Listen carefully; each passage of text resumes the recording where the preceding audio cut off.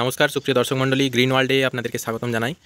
আপনারা অনেকেই জানতে চান যে ড্রাগন ফল পাকলে বুঝবো কী করে, বা ড্রাগন ফল পেকে যাওয়ার পর তোলার সঠিক সময় কোনটি। তো আজকে এই বিষয় নিয়ে আজকের ভিডিও। আপনারা দেখতেই পাচ্ছেন আমার এই যে ড্রাগন গাছের ফলটি, এটি পেকে গেছে।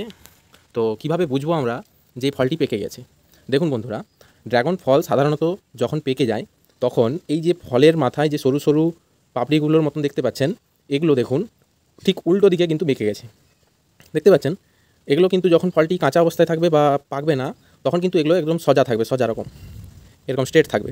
আর এখন ফলটি পেকে যাওয়ার ফলে দেখতে পাচ্ছেন প্রত্যেকটি পাপড়ি কিন্তু উল্টো দিকে, একদম উল্টো দিকে বেঁকে গেছে। তো এটা দেখে আপনারা বুঝতে পারবেন যে ফলটা কিন্তু পেকে গেছে। আরেকটা বিষয় অবশ্যই লক্ষ্য রাখবেন, ড্রাগন ফল যখন পেকে যাবে, মানে অতিরিক্ত যখন পেকে যাবে, তখন কিন্তু এই যে এই অংশটা দেখতে পাচ্ছেন, মুখটা, এই জায়গায় কিন্তু একটা ফাট চলে আসবে, মানে ফেটে যাবে। এখানটা ফেটে গিয়ে এই উপরের অংশটা আস্তে আস্তে উঠতে থাকবে। কিন্তু অত দেরি করে তুললে কিন্তু ফলটি খুব নরম হয়ে যায় এবং সেটা খেতে অতটা ভালো লাগে না। তার জন্য আপনারা এইটা লক্ষ্য রাখবেন, যখন এই পাপড়িগুলো পেছন দিকে ঘুরে যাবে, মানে উল্টো দিকে ঘুরে যাবে, তখন কিন্তু আপনারা এই ফলটাকে তুলে নেবেন। তো বন্ধুরা, দেখুন কিভাবে ড্রাগন ফলটা তুলতে হয়।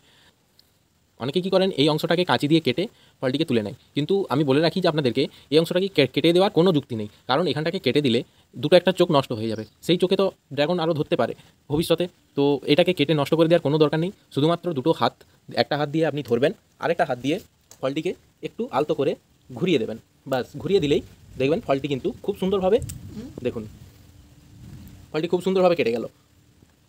তো ফলটাকে যদি আমি এখানটা কেটে তুলে নিতাম, তাহলে কী হতো, এইখানে চোখগুলো এই যে দেখতে পাচ্ছেন, এগুলো কিন্তু নষ্ট হয়ে যেত। এগুলো থেকে কিন্তু আমি আর ফল পেতাম না। তাই আমি এটাতে শুধুমাত্র ঘুরিয়ে একটু আলতো করে ঘুরালেই কিন্তু ফলটা তো চলে আসবে।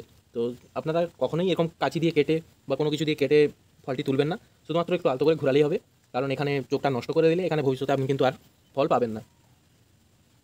দেখুন কি সুন্দরভাবে তুলে নিয়েছি, এবার এটাকে কাটবো।